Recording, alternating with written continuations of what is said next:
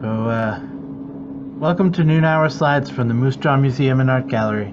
We're located on Treaty 4 territory, the traditional lands of the Blackfoot, Cree, Ojibwe, Saulteaux, Dakota, Nakota, Lakota, and on the homeland of the Métis Nation. We pay our respects to First Nations and Métis ancestors and reaffirm our relationship with one another. We gratefully acknowledge funding from the City of Moose Jaw, Sask Arts, Sask Culture, Saskatchewan Lotteries, Canada Council for the Arts, Canadian Heritage, and the Government of Canada. I'm Vincent Hotelling, the Administrative Assistant here. I'm here to welcome you to today's presentation. Karla Rasmussen is here to talk about Russia. Welcome. Thanks, Vincent. It's good to be back. Thanks for having me here again. I'm going to talk about a trip that I took in the year 2008, and I will see if I can share my screen. I just want to apologize in advance. I've got my senior dogs in the back, and they have bad vision as well, and sometimes they like to bark at nothing, and sometimes the cat's going by. So if you hear any woofing, that's what's going on. Hopefully they won't be doing that. So can everyone see that okay there? We're good to go? Awesome. Okay, so I visited a city called Yaroslavl, which is located northeast of Moscow. So I'm going to flip through my first slides here, hopefully, if it lets me do it. Well, it's not letting me advance. This is fun. Down here. There we go. Look at that. So this is a picture of my sister and I, and we went together on this trip. This was the year that I moved to Moose Jaw from Swan River, Manitoba. My sister still lives there, and she and I were working in our family funeral business. And this was kind of like a goodbye trip, spend some time together, that sort of thing. So this was also the first time that she and I had traveled alone as young ladies, and so it was a little bit of an exciting adventure for us, but we did it, and we were very proud of ourselves. So. Okay, so where we were, Yaroslavl's up here at the top, if you can see the red circle, and then we did start in Moscow down here, and like I said, it's about a six-hour drive, sort of northeast. We also did some visiting in this community here that's circled in blue, called Rostov, and I'm going to flip forward again here if it will let me. There's my little picture. So we had taken a flight from Winnipeg to Chicago, Chicago via Sweden, and then Sweden to Moscow. We landed in Russia in a horrendous windstorm, very turbulent landing. As we were descending, it probably took us about an hour and a half to actually just kind of hover around at this height. There were a number of other planes that were also trying to land at the same time, and they had actually rerouted some from, I believe it's Domodedovo Airport. We were landing at Sheremetyevo, so there was extra air traffic in the area. It was a little scary. My sister got quite an upset stomach because of the turbulence and just being buffeted by the wind. But we landed all right, and we took off from there. So we arrived late that night in the city of Yaroslavl, and this is sort of the downtown core, and I'll talk a little bit more about that as we kind of go through things here. The red circle is where our hotel was, and then this is sort of the park area. The downtown core is over here. So as you can see, we were fairly close to where the action all was there. We went on this trip as a volunteer project, and the group that we went with was called Cross Cultural Solutions. So I have put some captions in here because this trip was a bit ago and I can't remember all of my little points and names of things, so forgive me for that. But as you can see, I've got listed there were people, my sister and I, from Canada, people from the United States, Australia, and England. And we got to know them all quite well. In fact, I'm still in contact with about 4 or 5 of them. So we did make some very good relationships there. This program had a couple of different lengths of stays. So we did the Insight program, which was 1 week in country, just due to the work constraints at home because we were a family business. Both of us couldn't be away for too long. So we did go over here, and we ended up with 11 volunteers in our groups. And then they did break us up into smaller placement groups of about 3 to 4 people when we went out to do our volunteering. The Russian program is no longer offered by Cross Cultural Solutions, but there still are a number of other country programs around the world available for volunteering with this organization. And what they really try to do is work with local organizations, and they defer to the needs, perspectives, and cultural norms of the local community that they're serving. So they try to support and contribute to sustainable solutions that are designed by the community itself. So the Russian program was very much a social program. So we were there providing a lot of companionship for the people that we were visiting with.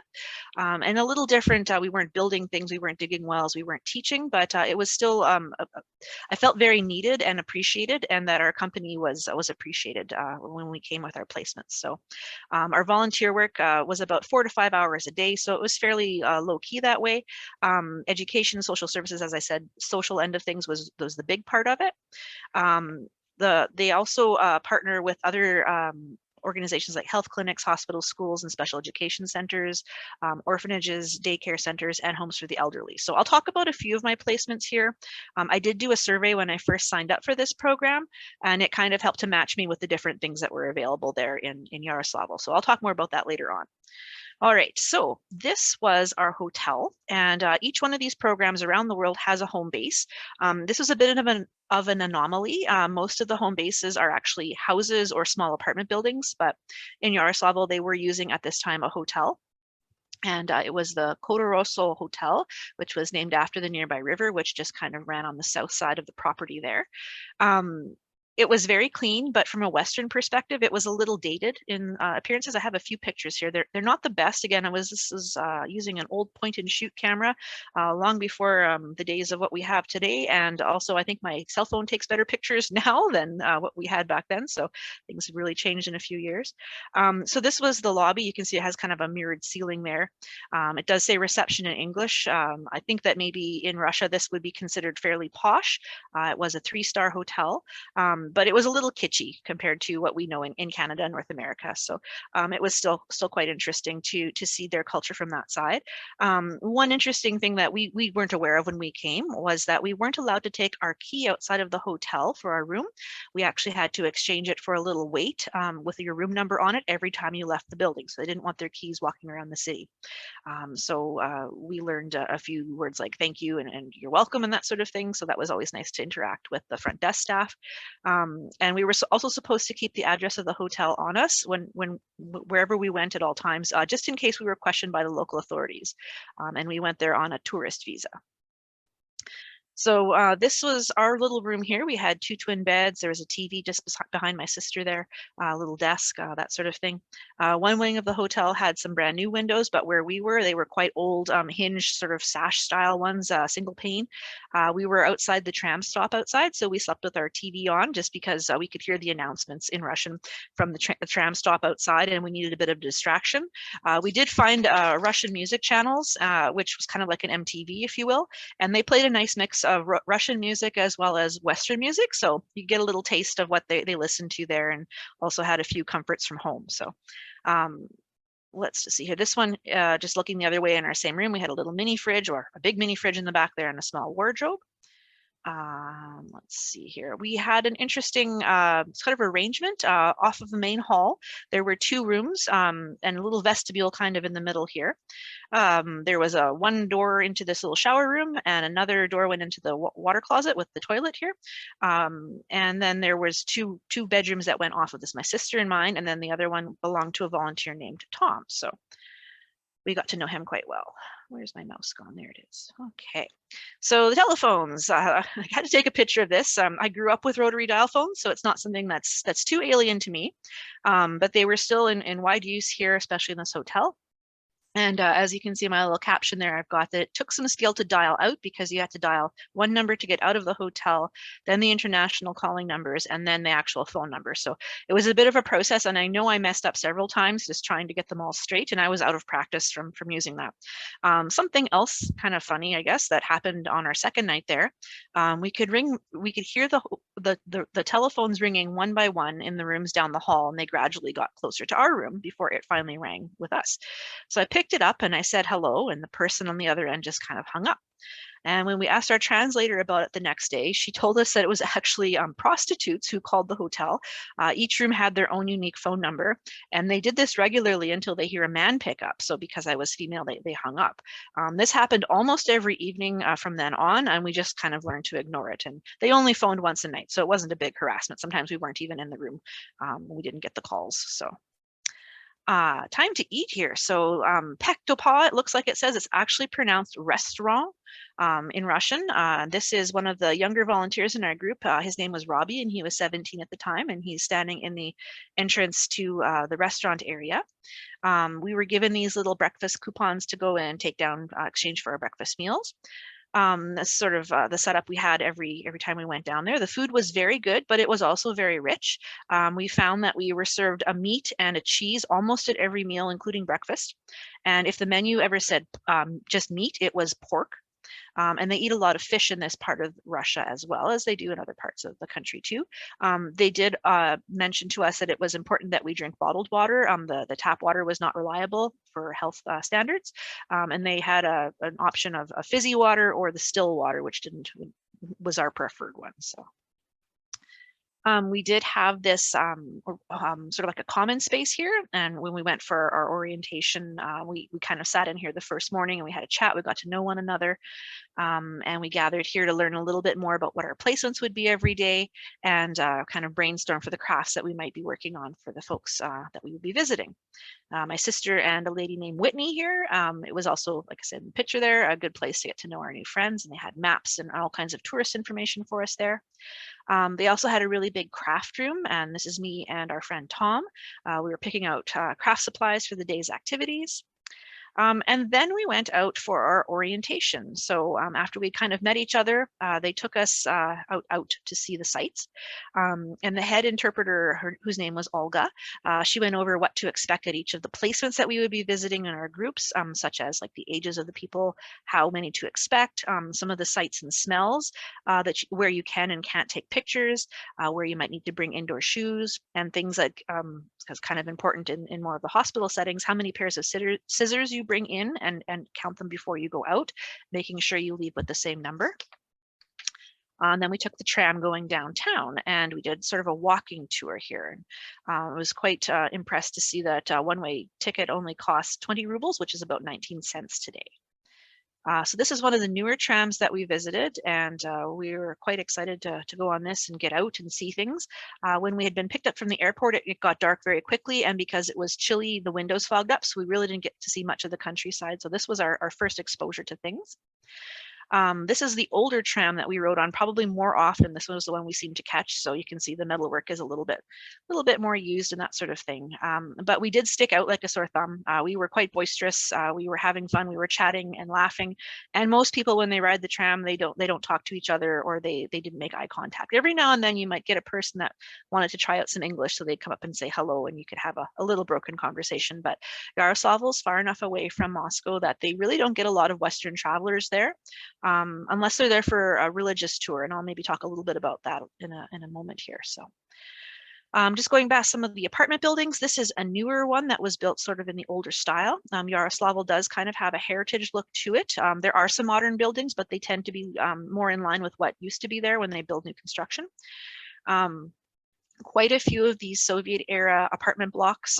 This was the most common form of home that we saw during our part of the trip. Of course, we didn't have an extensive tour of the city, but this was quite common where we were. There were some very old wooden buildings, and you can see the lovely fretwork hand carved above the windows there. Always fun to look for and very unique and individual. So another apartment block there. This one had balconies, which were kind of nice. We did learn that in this city and other parts of Russia, people who live in detached houses were considered to be very rich or very poor, and the general population did reside in these apartment buildings. There were many kiosks, so at every tram stop, bus stop, corners, that sort of thing, like a corner shop, you could buy almost anything there, and these little kiosks, so alcohol to flowers, groceries, and more. And then this was kind of getting towards the end of the tram turnaround here. So we went past this view very often. I remember one day going by here and there was a bunch of sort of little old ladies all bent over and they were whisking the sidewalk clean with, I call them like a Harry Potter broom. It was a little broomstick made out of like twigs and that sort of thing, kind of old fashioned looking, but they were keeping the sidewalk clean. The tram just does this little turnaround here with the tracks. So again, you can see some more kiosks and there was also a small chapel there. Here comes the older tram. We must have been on the new one when we came down that day. This is the chapel that sits just beside the end of the tram stop there. And there are hundreds of these scattered throughout the city. They're quite interesting. And again, everyone is a little bit different. We did have a translator with us at all times if we were going out on a group excursion. So this is Aja, and she was our interpreter for our walking tour. She was actually studying history in school, and this was a way that she could get some more experience using her English. So she's kind of giving us the lay of the land here before we move on down the street. And again, a lot of the older buildings are very ornate. A lot of them are brick construction, and then they've got stucco and plaster over top with these lovely trims and finishes on them. This one kind of looked like a candy box. The crest over here on the left-hand side, you can see there's a bear on a white shield, and the bear is the symbol of Yaroslavl. I'll talk about that in just a moment here, but we did see that image quite often as we walked around. There's also a lot of churches there, and I did have to go through and look some of these up because it had been so long since I'd been on my trip, but this is the Church of the Archangel Michael, built in 1657, and then they added some frescoes to the interior in 1731. So it's quite well known, very beautiful. I put culture shock on this slide here because you can see over here there's some Cyrillic writing, some numbers, and then we've got some English over here and other things going on and on the poster board. This was my first real experience with a full immersion into a location where I didn't speak the language. We did learn a few words to help us through things when we got there, but I came into this not knowing any Russian. Other than yet. And this was something that I maybe hadn't prepared myself for well enough, was not being able to read signs, and something I think I took for granted, you know, my other travels in North America and beyond, that sort of thing.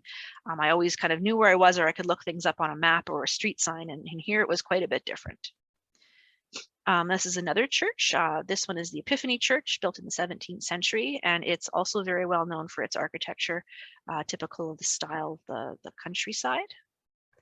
And this is a statue of Yaroslavl the Wise, and it sits in the center of a large roundabout in the middle of the historic downtown. And the symbol of the bear is important because the legend says that Yaroslavl the Wise actually slayed a bear with an axe on the site of the present city, where the Karla and the Volga rivers meet. So if you might have heard of the Volga, it's a very big river, important river that runs through Russia, and it meets up with the smaller Karla river just there. And the statue holds the city in his hand. Around this roundabout, there was about 3 lanes of traffic. They had electric buses here, so traffic seemed to move very smoothly. Everyone kind of knew what they were doing. And then we get just past the roundabout. You can see the statue just kind of in the center there. The big white towers and then the wall. This is the Spassky Monastery, which was built in the 12th century, not very far from the roundabout, and one of the oldest structures still standing in the city. Parts of it are over 800 years old, and this particular tower is the Mother of God Tower. So I'll talk a little bit more about this later on, but Yaroslavl is known as part of what's called the Golden Ring in Russia. There's a big arch that encompasses a number of communities that have many of these historic religious places. So a lot of people come here for religious pilgrimages. The monastery was open quite often. Whenever we walked by, it was open even into the evening, so it was a very popular spot for people to stop and walk around. This is just kind of behind the monastery, and that's the Karla River behind. This is called a chapel, even though it looks more like just a simple arch, and it's Our Lady of Kazan Chapel, and it has several meanings there, dedicated to the People's Army of Minin and Pozharsк, who liberated Moscow from the Poles in 1612. And it's actually featured on some of their money. It's on the 1,000 ruble note, and I've got a picture of that later on as well. So another little chapel, the Alexander Nevsky Chapel. This is considered to be newer, built in 1892, but in the traditional style. And again, these were just kind of everywhere you went down a block and there was a new chapel. On part of our walking tour, we did walk into sort of a government district. So you can see there are some more expensive cars here in the parking lot. This looks quite impressive here. And there was quite a complex of these buildings kind of in this square area. Clearly this one was from Soviet times. You can see the hammer and sickle kind of built into the stucco up here. And then this is perhaps the most famous church in Yaroslavl. This is St. Ilya or Elijah the Prophet Church, and it was built between 1647 and 1650, considered to be one of the most beautiful and most complete and well-preserved churches of the city. And again, it mentions the golden ring there. So quite impressive. We didn't get to go inside of this church this time. We just didn't have enough time. But if I'm able to ever go back, this is a place I would like to go into. I understand they've got quite a museum and they've preserved many icons here as well. Our walking tour took us over to this war memorial, and this is in honor of the Great Patriotic War, which is what Russians call the Second World War. You will notice if you look down at the bottom here, there are some differences in dates. They consider this war from 1941 to 1945. So there's some interesting political history to the Second World War and when Russia joined fighting with the Allies. So this was interesting to see, is that in that sort of brutalist Soviet architecture style. And it's traditional for dignitaries who are visiting to come and lay flowers here. And it's also good luck for newlywed couples to come here and pay their respects after a wedding ceremony. So there were always flowers there, and there's a little bit of an eternal flame is right here in the bottom left corner. This is a monument to the Russian Revolution, so 1917 era. And then just down from it, this was an interesting story that we heard about this monument. It was quite tall, this very big pillar. There's a medical school nearby just behind those government buildings, and this monument honors a doctor who had founded that school. And this was something I kind of shook my head because I hadn't thought about it before, but the memorial was nearly pulled down during communist times as they didn't approve of a monument honoring an individual, thus setting him apart and above others. So very different during communist times, but it did survive and it was not pulled down. So they had left it up sort of as a reminder of that. This is kind of getting to the park area. The Yaroslavl River is behind, and this complex is called Neptune's. It is a nightclub, but it is quite expensive. We were told most locals can't afford to go there, so it caters more to the elite and the wealthy population. Just sort of to the side of it, this is looking back more towards the city. There's a footbridge here, and it takes you over to an island with an amusement park on it. And then you can actually see where the Yaroslavl River joins up with the Volga over here. And we're coming up to the end of kind of like a peninsula. This structure here kind of marks the corner of that. And it's paved, and it's a lot of people come and enjoy walking on this promenade. There were many folks out all hours of the day. Always felt safe out walking in this city, maybe because it was a good area, but we never felt intimidated. And like I said, there's lots of folks of all ages out all the time. Again, sort of superstitious. It was said to be good luck to stand within that little pavilion. So Robbie, the student in our group, posed for some pictures. And this was pretty fascinating to me. This church was being rebuilt from scratch, the Dormination or Assumption Cathedral. So in 2008, the cathedral was being rebuilt completely from the ground up, had originally been built in the year 1215 and was destroyed and rebuilt many times due to destruction, fires, etc. In 1937, the most current version was blown up at the height of the Stalinist repressions, and the site had been converted to a park. So you can see they have most of the structure rebuilt in 2008, and then they have a conceptual drawing of what they were hoping it would look like at the end. I did find this picture. It's not my own, just on Wikipedia. This is the church today. So you can see they did finish it off. They've added the gold gilt to the roof line there. They had done an amazing job here, and it was actually sanctioned and for the year 2012 for the 1000th anniversary of Yaroslavl. So for me, it's a little hard to envision a city that's 1,000 years old, but here I was amongst it. Just behind that church was the Trinity sculpture. It was quite controversial. It was originally created in 1995 and was to be placed on the church's altar. But as it is a sculpture representation of the Trinity rather than a painting, it breaks Orthodox rules, so it was placed outside instead. And it's fairly modern looking, a little bit more abstract perhaps than what maybe congregations were used to. And there's a little dish here just kind of at the base of the Trinity's feet. It's good luck to try to throw a coin into that little dish there. So we all took a turn. My sister's given it a shot there in the picture. Oops, went too far. So this is also considered to be a newer church built in the 1700s. It looked really rough. When we went by, it was kind of, there was a fence around it. There was a bin beside it. They were turfing out old things. But I understand now, just in researching the proper name of the church and how to spell it, that it's actually been refurbished and is reopened for tours.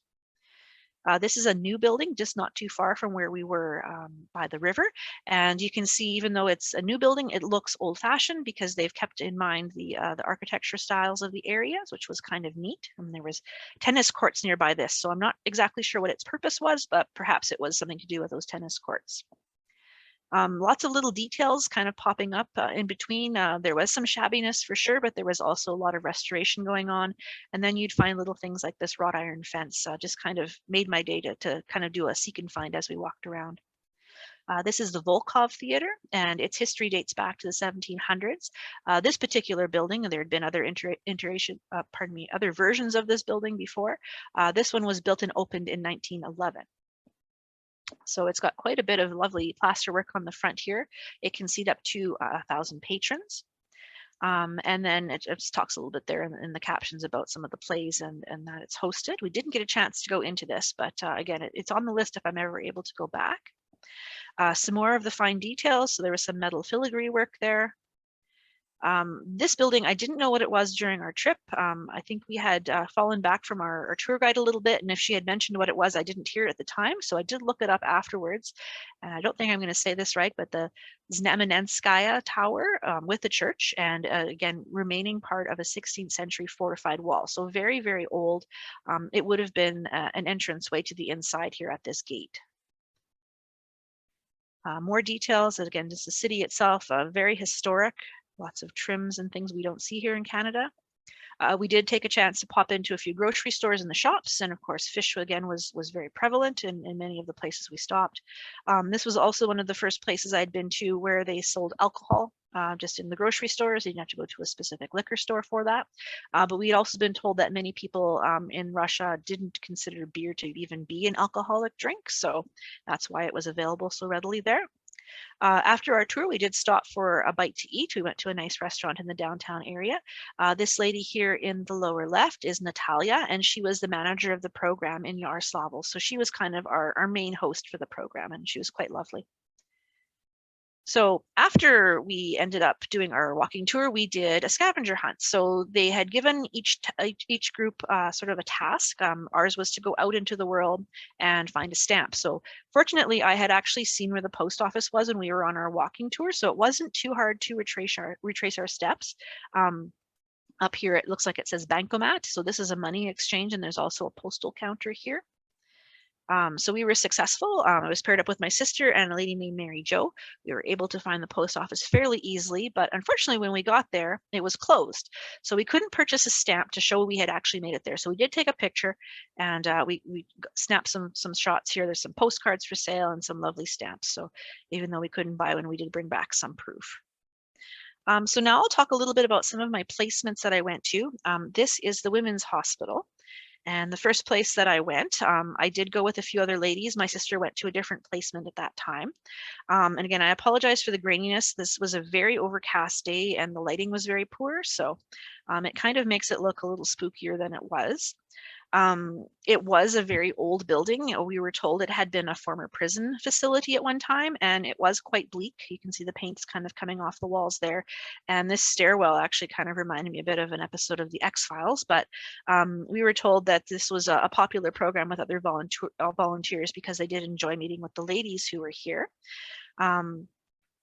There was a bit of a smell as we approached up these stairs here. So it was kind of like urine and body odor. There was almost a cabbagey smell, likely from the cooking that was going on there to feed everyone. And then we were asked to change into these white coats because it would help delineate us from the patients that we were going to be meeting there. So I didn't have a good sense of smell, so it didn't bother me so much. But some of the other ladies did have some problems just kind of getting adjusted to the space here. So my next reaction after when we walked out these doors and into the wards, the patients literally swarmed us as a huge mob, and they were dressed in pajamas and house coats. But I quickly discovered, they weren't intimidating at all. They were really happy that we had come to visit them, and they could barely contain themselves. So Katja was our interpreter for that day, and because she comes regularly, she's a familiar face, and she was embraced, and they patted her on the back and welcomed her very warmly. And then she told us that they hadn't actually received any visitors for over 2 weeks. So they were quite starved for attention. And they took our hands and they squeezed our arms and they walked with us down to the canteen, which is where we were going to do our crafts with the folks. I don't have a lot of pictures here just because we weren't allowed to take pictures of the folks that we were working with. The canteen was kind of like a large communal room where the patients ate and they did activities. So a few of the ladies did know a few words of English. So they'd say things like Happy New Year and hello. We did go at the end of November, beginning of December. So that was kind of leading into the holiday season. I think I had a misimpression of what I would be doing here at the hospital. I thought I'd be meeting little old ladies who are bedridden. It didn't even occur to me at all that there'd be ladies of all ages and abilities there. It kind of felt like going back in time a little bit. Medicines and practices were that of the past, things we wouldn't do today in Canada. So that was a little bit of a shock. We did do a Christmas craft with them. We made cards, and I was quite impressed with the way the residents were interacting with us. They were using the interpreter to ask questions, and we were encouraged to share about ourselves as well. So after they had made their Christmas cards, some of them wrote letters to their families in them, and they took great care in decorating them with intricate designs and things like that. There was one lady, and I remember her name was Olga. She asked for some help cutting circles out of recycled cardboard pieces that she had brought herself. It wasn't something that we had brought, but we were told that she was quite a precise lady and she wanted things done just so. So she had brought her own supplies. We brought a stereo and some Russian CDs, and the ladies really enjoyed dancing with us. We looked at magazines. We had been encouraged to bring photo albums from home so we could show what our home places looked like to these people. There was one young lady that I spent some time with. Her name was Oksana, and she was quite young. I later found out she was about 25. There were 3 or 4 other young ladies there, and it made me feel a little upset because there were girls my own age in this institutional setting. One of the ladies in our group here, Mary, the short lady in the picture, she was actually a psychiatric nurse, and she observed that many of these ladies would likely be in a different setting if they lived in other countries, like a group home or a retirement home, or maybe even on their own with counseling and treatment options and the support of their families. But there's a lot of stigmas in Russia around mental illness, especially, that are not easily overcome. So some of these women, they did go home to their families when their health was good. But for example, there were a few people we were told who had epilepsy. They may come back to the hospital and were recommitted if their seizures reoccurred. So some of the folks there also suffered from dementia, Alzheimer's. They might have attempted suicide, behaved irregularly, and the list kind of goes on and on. So most of the people there, though, truly just needed a friend and some supervision to help them make good choices. So I actually was able to visit the hospital twice and was welcomed back as a familiar face because I had come once before. And there was another young girl waiting at the craft table, and I assumed that she was a caregiver's age because she was very well groomed and she was dressed in a nice sweater and slacks. And it took me about a half an hour to recognize Oksana, the girl that I had met on my first visit there, the young 25-year-old, but she had her hair done up and makeup done, and she just looked like she had some dignity, but she was going to be receiving a visitor that day, so she got to dress up a little bit more. And if you remember, I talked about the one lady who was cutting cardboard circles out. Well, when I came back from my second visit, she handed me this little pen holder she had made out of candy wrappers. Her family saved the wrappers for her, and she folded them and made them into this little pot. The cardboard circle was the bottom here that kind of gave it strength and held it all together. So I was very touched by that gesture, and I still have it today. My next placement was at boarding school number 1. And this was a place where we did some indoor activities. And we found that the ones that we chose for the students were actually kind of dull and they didn't really get into them very much. So this was in the evening after school was done. You can see it's kind of getting dark outside here. The kids kind of wandered in and out of the room. They weren't really engaging with us. So we were a little disappointed in that. However, we did go outside with them afterwards, and it was quite a different story. The girls especially, and a few boys, really enjoyed skipping rope and jumping rope with us. And so we tried to teach them some of the clapping and rhyming games that we used to play when we were kids with skipping songs. And they thought the songs were really great. They had the translator trying to translate them. And of course, most of them are kind of in nonsense words, but they would laugh and they would try to repeat us, and it was quite funny. This is kind of a picture of the playground area here. It's not a lot more than just kind of some pieces of metal that were welded together, very simple, but it did the job. We were later told that the boarding schools like this one are quite common in the city and other parts of Russia. Most children are sent here from poor families, and they can't afford necessarily to feed them during the week. So they come home on weekends, but then they go to school and board there during the week. Some just come home for school holidays. Otherwise, they live at the school where they receive the meals and lodging along with their education. Another placement that both my sister and I went to was the Children's Hospital. This was my sister's favorite placement. She went here 3 times actually. This is us kind of waiting to go upstairs, just kind of got dropped off there. Here's one of the minivans that we were driven around in. There were 2 drivers. They were both named Boris, and they had a lot of fun kind of playing music for us and goofing around. Outside the Children's Hospital, there's a lot of mural things like that. So Scooby-Doo's over here in a garden shed. We went up the stairs and we found this neat lion kind of made out of a hot water radiator. And this little guy I got to know, and I've seen him quite a few times after my trip. He's called Krychek, and he's an animated mole from a Czechoslovakian cartoon, sort of started back in the 1950s, but very popular in Central and Eastern Europe as well as Russia. So when I got home and after my daughter was a little older, I put these on the iPad for her, and here's the actual little Krychek cartoon.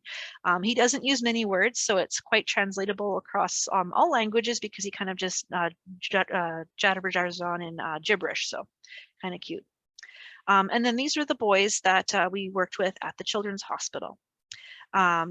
They were wonderful. They seemed to be medicated a little bit, some of them on different days. They really liked that Robbie came with us, and he again was a 17-year-old right here in our group. Men are not allowed at this hospital or the women's hospital, but because he was 17, he was allowed to come here. They don't have a lot of positive male role models, so this was great for them, someone they could kind of look up to. We were told that a number of the children at the hospital were here because they had behavioral problems. Some of the children had been unruly or they'd run away from orphanages where most of them were from. Some of them lived on the streets before coming here, having fled bad homes. So this was also a locked door facility, but the kids were all very sweet and they seemed to really want some attention. So they were holding our hands and they were sitting very close to us and they really loved engaging with us. A lot of them had seen some North American movies, so they were asking, you know, kind of through the interpreter if we had seen them as well. So that was kind of nice. And again, we really felt appreciated here. And with our craft, we made some ornaments for this little tree that we brought with us, and we just left it there for them to enjoy. So they seemed to have fun. We did have some lectures in the evenings as well. So the lady on the left, she came one evening to talk about her memories of the Great Patriotic War. It was sort of a different skew on things from what we are told here for history's sake in North America. So still interesting nonetheless. We had another lecture another night, which compared and contrasted Lenin and Stalin. So very interesting to hear from Russia's point of view. The only complaint I had was it was at the end of busy days and we really didn't have a lot of energy left. So I wish I had been more awake for some of them too. I was a little sleepy. We did some other excursions as well as part of our visit. So we were leaving Yaroslavl here. We're driving out into the country to the community of Rostov, which I had shown you on the map at the beginning there. Just one of the other churches as we're leaving town. Again, I apologize for these pictures because the bus windows were kind of foggy and it was chilly outside. But here's a famous McDonald's. You can see it spelled out in Cyrillic. Kind of neat to see. And then we got into the more rural areas, and as we kind of went, the houses got smaller and smaller, replacing the Soviet era apartment buildings. A lot of wooden structures out here. This one was beautiful. I wish I had a better picture of the woodwork around the windows and the trim. Just gorgeous. Some more simple and humble homes here as we got closer to Rostov. And this is one of the pictures of the streets here in Rostov the Great. So it's also known as Rostov Veliki, which means Rostov the Great. Has a population of about 31,000. So it is a little bit smaller than Moose Jaw, but it was kind of nice to kind of compare it to something I knew. Again, another very ancient community founded in the 800s, and this is considered to be the tourist center for the Golden Ring area, and it sits right on the shores of Lake Nero. So I'll get to that in a moment here.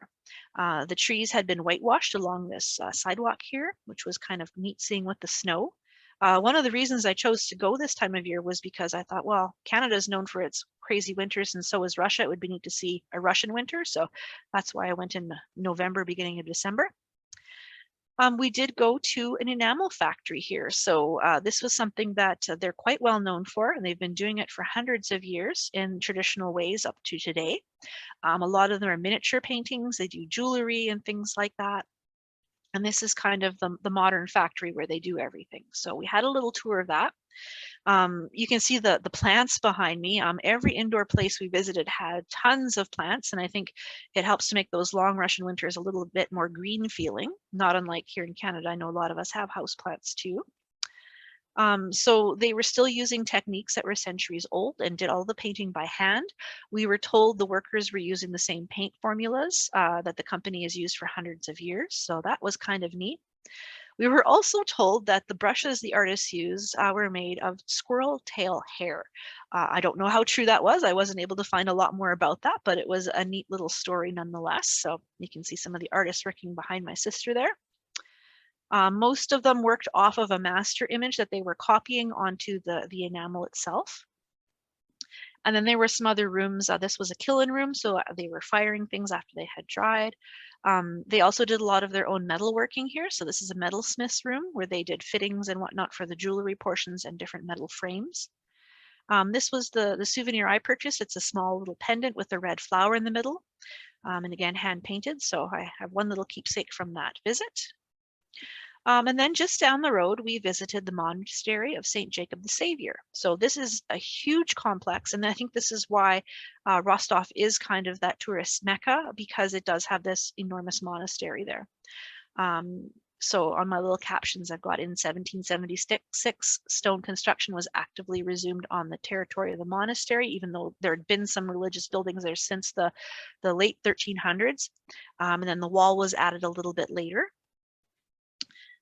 So sitting outside the monastery was this lady here, and she was sitting outside in the cold, was still there when we left afterwards, and we weren't sure if she was begging for money or if she just kind of came to watch visitors coming and going, but she kind of has that sad, forlorn look on her face, and I don't know if this was something she did regularly or not, but kind of felt bad for her. Inside the monastery walls, this is part of it. It was impossible to get one picture to show it all off. But before the revolutionary events of 1917, it was one of the most visited pilgrimage sites in the Russian Empire, and it was said that all Russian emperors, had to visit it. It was a place to go. So this structure in the middle here is the well house, and it has a little gold dome and the cross up above. Just a huge complex. They had cleared all of the snow before we arrived that morning, some of it by hand, and they had a little tractor as well. This was the side of the dormitories where the monks lived, and later on we were invited to join them for lunch, and they made us some borscht, which was delicious. The monastery also has a theological seminary on the site as well. So we're just kind of getting acquainted with the layout of everything. And then we did some walking around. So in 1918, the church lost all control of its buildings and everything in it. The place was looted and turned into soldiers' barracks. It was used as an army infirmary, a prison, government offices, a concentration camp, and a detention center. So anything religious was basically wiped away here after the Russian Revolution. This was one of the beautiful gates, just sort of entering off of the walled area there. And then there was a restored fresco up above it, which was quite pretty. Women were required to wear something to cover their head, as well as a long skirt when they visited the monastery. So you can see me there with my scarf. Within the monastery, there are several churches. This is the Conception of Anna Church, and this was built originally, the back part here, the gold blue dome part here, in 1686, and then later on, the front part was added here. I think I've got that in another slide. there. 1754, the front part was added onto it, and it was renamed kind of the Conception of Anna Church. So it does have kind of an eclectic look. You can see there's two different styles of domes. The architecture is a little bit different on the front and the back, but it is quite an interesting place, that's for sure. So they were in the process of restoring the frescoes. You can see they're working from the top down on this panel here. These again are very old. They were painted by artists from Yaroslavl. And they had just kind of started in this part, the older church. You can see the color schemes are quite dark. There's burgundies and wine colors. There's navy blues, but there is this lovely skylight up above, as well as a very pretty chandelier. And just some more of the religious paintings inside. Almost every square inch, as I've said there, was covered with a detailed painting. And there was nothing else inside this church at this point, just the scaffolding, because I think they had removed everything to do the restoration work. This was an interesting story we were told. There are two priests actually interned here, and one was so loved by the parishioners that he never turned them away and would meet with them anytime. His superiors did not approve of this, but he said that he didn't know what form the Lord would take when he returned, so the priest was kind to everyone, just in case. So some interesting artwork on the top. If you haven't heard me speak before, you might know this, I'm not sure, but because my background is in the funeral industry, this is something that appealed to me. I've always been interested in religious ceremonies, especially around funeral customs. So this really was interesting for me to see. So this is the newer church, which is beside the one we were just in with the dark frescoes there. Even though it's considered to be new, it's still several hundred years old here. This one just has the green domes, but again, it does have the space for the frescoes. These have obviously worn off, but they are in the process of reviving them. And then some of the plasterwork. This one was very detailed, and I wish I had gotten a better picture of it, but you can see there's actually figures there built up into it there. So. Some of the columns. So the color scheme is a little bit different in here. It's a much cooler blue. There's a lighter blue and a little bit of a medium blue there. The artwork is a little bit different. You can tell it's more modern, less medieval looking. So this one was actually styled after the more European style, which was prominent in St. Petersburg. So it is considered to be more cosmopolitan and something you wouldn't see this deep into Russia otherwise. It comes more from the St. Petersburg area. Up above the dome here, there are pictures of the 12 apostles. And then there was some plasterwork here. These were all individual kind of flowers shapes that were three-dimensional, very cool. And then this was a picture that was just in the previous slide, just up here on the roof behind the chandelier. So again, quite beautiful. Everything was being restored. Up in this little area in the roof, there were two walls that were painted and two walls that actually had the plaster florets. So two of them were kind of impersonating the actual plaster work because I think it was probably cheaper.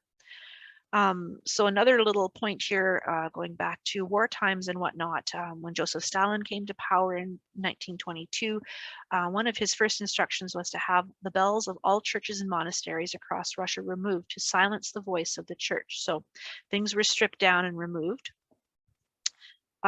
This was also an interesting story here. So the monks were expelled and the liturgical services were ended in the 20s. The church fell into much disrepair after that. And in the Russian Orthodox religion, there are no pews. So even though it looks empty, it was meant to be that way. But everything was taken out during the time of Stalin and then beyond. But you can see the colored tile on the floor here. We were told that during the Second World War, the chapel was actually used to store munitions and artillery weapons. And the floor's colored tiles were so well made that they were hardly scratched after bearing the weight of the military devices. And we were told that the color had actually been impregnated into the tiles, so it didn't wear off, it just kind of wore down if it did do any of that. Another beautiful door here with hand-painted decorations. We were invited to go up to the second level of this church, which was above the lower dome ceiling. So you can kind of see the roll of the brickwork here. This is over one of those dome ceilings, the old wooden beams there. There were some planks across the beams. So we were shuffling on something very similar to this to go out to look over from the second story. And then this was where we came out. We were up in the choir loft and we could look down into the main body of the church. So different perspective for sure. And just our group outside of the church there. We're getting ready to go for the day. This was from up on top of the wall, and we're overlooking Lake Nero, which is a really big but shallow lake, and it's very mineral filled. So I don't think there's a lot of fish that live here. I think it's probably more like Old Wives Lake, where it's very salty and that sort of thing with the sodium sulfate. Another view of Lake Nero, it's about 13 kilometers long and about 8 kilometers wide, so it is a good size. This is just outside the church gate. This is the Transfiguration of the Savior Church. And again, when I was looking up its proper name, I found that it had also been now fully restored and looks completely different. It's all whitewashed and fresh looking. So that was wonderful to see an update on that. I've got some pictures here of some of the currency. So the top is the 1,000 ruble note, and here is the statue of Yaroslavl the Wise holding the city in his hand. And then here is the Our Lady of Kazan Chapel, which we've seen pictures of already here. And then a few of the coins and that sort of thing. The reverse side shows one of the churches that we had walked past, and there was a picture of that earlier there, the Epiphany Church. We did go out for as many meals as we could in different restaurants, which was fun. This one was called Vanilla Sky when it was translated to English, and it was down in the basement of this building. I have a couple pictures of the menu here. We did get English menus, but I think the translations were just a little bit off. So I think these should have been appetizers here, these snacks. So something from cheese, something from meat, and then we had meat of cow, and then the tongue with horseradish, you know, that sort of fun stuff. We did try a few new things. I've circled the little birds on the stick, fried with bacon, stuffed with crab meat and sauces. This was something my sister decided to try, and I tried to break this out into today's money. This dish, most of them would cost $2.50 to about $3 US today. So food was very affordable for us. And then when her meal came out, this is my sister's dish. She's got the two little birds on a literal stick, and then there's a little olive at the top here. So we weren't sure if they were supposed to be Cornish game hens or if they were sparrows. I'm not entirely sure, but she said they tasted good and they were indeed wrapped with bacon. So she enjoyed her meal. There were some lovely roving musicians. So they had been playing Beatles tunes and singing in English. So that was kind of neat, and they were great wandering around. One of the volunteers had purchased a souvenir hat, and everyone had a chance to try it on for a picture. So that's my sister there. And then, as luck would have it, we went out of the restaurant, and just down the street, there was a member of the military. And through the translator, we asked if we could take a picture with him because we also had the souvenir hat with us. And he was very happy to oblige and smiled for us, a very kind young man. We did see a number of military on the streets. Again, we always felt safe, and they seemed to be just kind of doing like foot patrols in many cases. That evening there, we went on to the Spassky Monastery. So this was the one we had seen on the walking tour with the ancient gates around it. And we had been told that this was one of the best places to purchase souvenirs at a reasonable price, and they were good quality. So inside here, this is the Transfiguration Chapel. And then here on the right with the scaffolding is the belfry with the Church of Our Lady inside of that. And again, this is a work in progress, and they've made a lot of progress since I visited in 2008. It's very well done now. This is known as the Holy Gate, and you can see again that little Our Lady of Kazan chapel in the background with the river.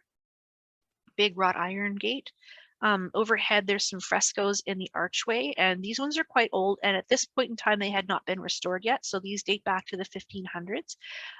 They're some of the oldest murals in the city, and one of two in Russia that have been preserved from the time of Ivan the Terrible, so they do go back quite a long ways. Again, they've kind of faded a little bit and in rough shape. I'm not sure if this part had been restored since I visited, but still beautiful nonetheless. And looking outside the gates from the inside here, this is the Epiphany Church. It's got all these neat little lights in the alcoves up above, quite beautiful. So on this trip, I had purchased a few Matryoshka doll sets, and even before I had gone on the trip, I had been collecting them. They're well known as coming from Russia, Ukraine, and Poland. My mom's side of the family is Polish, so this was something that I'd kind of grown up with as well.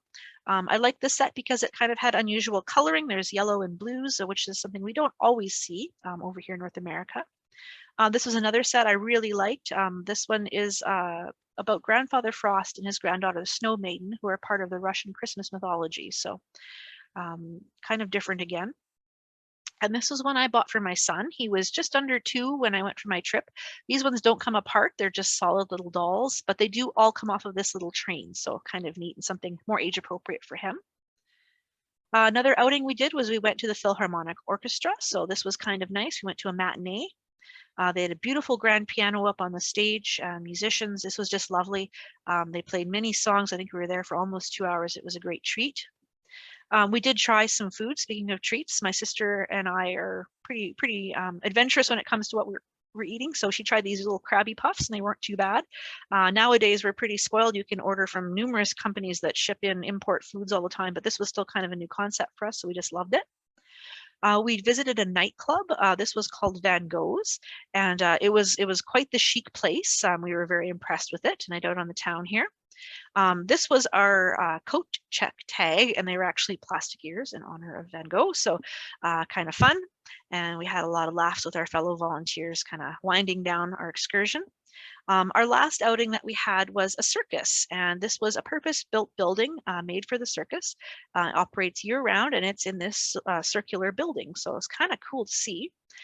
They had horses and ponies outside giving rides for visitors just before the show started. Big banner over the door here, and I found out later that the circus is state-funded, and they perform multiple shows each day. And it was busy when we went there. I think it was a weekday, so it was kind of interesting to see what we were in for. The building itself opened in 1963, but there's been a circus consistently in Yaroslavl since the mid-1800s. Bit of a mural there up on the wall and kind of a look at the inside of the building before they turn the lights down. Again, I understand it's been fully renovated since my visit. Then the show started. So they have a multi-use platform in the middle, and it's seating in the rounds, which is kind of neat. Nobody has a bad view. And there's a stage area as well as a pool that's underneath the stage, and the stage kind of opens and closes over top of it. A lot of the acts were acrobatic, so a lot like a Cirque du Soleil show, if you've ever seen one of those. They had some wonderful clowns. They always spoke kind of in nonsense and gibberish. So again, the language wasn't really a barrier for us. And they were very physical, of course. So it was lots of fun. They had lots of performers that had this sort of the black light, so their colors would show up really well. And they had lasers and that sort of thing. It was really cool. They did a water ballet here. It's like synchronized swimming in the pool part at one point. More clowns, and they kind of came out when they needed to change the sets around, so kind of a way to keep the audience entertained when they were moving things and changing the platform over the pool. And then we've got the lovely lady here on her water lily floating around with a white dove. And this was the highlight for me. I know it sounds silly, but growing up, I'd always thought of a circus and that sort of thing with seals with balancing balls on their nose, and I'd never seen one before. So I was quite excited to see these two come out, and they walked around the pool with the ball and they balanced it with their whiskers. So my sister and I left Yaroslavl at the end of the placement quite early. We had to get up, I think it was like at 2 or 3 in the morning. Again, 6-hour drive back to Moscow. We were catching a plane to Poland where we were going to visit our cousins. So we had never met them before. And we thought since we've gone that far around the world, why not add on a few more days and stop in Poland? So we were going to do that. But halfway there, we stopped for breakfast. And this was the decoration on the wall. There was a wild boar and a very large bear. And we had blinis, which are like a very thin pancake or a crepe for breakfast. It was very tasty. And then this is outside of the Sheremetyevo airport here. We're getting ready to go. The weather was much better. We didn't have to worry about windstorms this time, which was great. And then you can see we made to Poland. So we were able to stop here and visit our cousins for a few days. They took us on a tour. And just kind of ironic that my first trip to Russia enabled a trip to Poland. My family and I have been trying to go back to Poland since 2020. And with the pandemic and now with the conflict in Ukraine, Russia seems to be preventing my trip to Poland. And I don't mean that to sound selfish, but it's just kind of the irony kind of struck me there. So. And that's the end of my presentation. So thank you very much for listening. I'm going to stop the screen share now. And if anyone has any questions, I'd be happy to answer them.